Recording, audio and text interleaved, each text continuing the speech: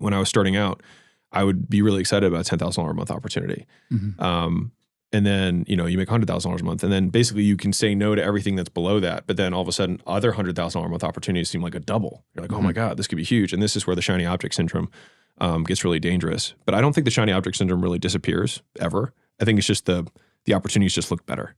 And so you can easily, you've leveled up to the point where I can say no to a $10,000 a month opportunity now, or $100,000 or even $1 million a month opportunity.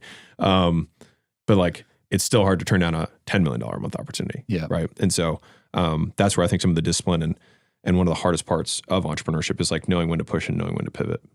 It reminds me of that Naval Ravikant quote around finding your kind of ideal hourly rate and making it super ambitious. I think there's a lot of people that undercut themselves early on, thinking that their hourly rate's $20 an hour, $100, maybe $1,000 opportunity, and trying to get that to, like, say, naming a $5,000 an hour or $10,000 an hour. Now you start to look at everything a lot different, where you're spending your time, who you're hiring, the kind of tasks you delegate.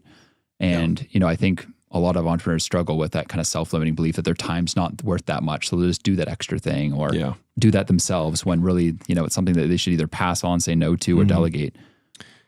That is it's a really interesting frame. And just for back of napkin for everybody here, like, just multiply whatever your hourly rate is by 2,000, and that's what you make per year.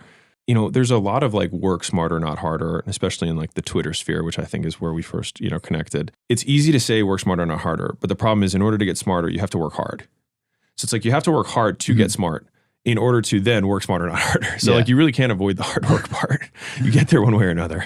Yeah, you can't just name that hourly rate, then just sit back and just wait for it to happen. Yeah, this is it. I only work for $5,000 an hour. And everyone's like, okay, no, because you don't have that skill. And then like, okay, now where do we go? So I think you kind of earn the right. And so there's, it's just like reality's gray. It's not black and white. It's like you go into it, like you level up your skill. And then I think Peter Thiel, actually, it was, value created in the marketplace multiplied by your ability to negotiate to capture that value. The third piece that I would add to that is the amount of supply demand around the skill. So it's like there's this much skill that comes from a salesperson. This is how well the salesperson can negotiate their comp, and how many other people can do the job. And so it's like ideally you want to be able to create tremendous value, have very good skills at negotiating, and have no one else who can do it. And then at that point, when you put those three things together, you can pretty much name your own price.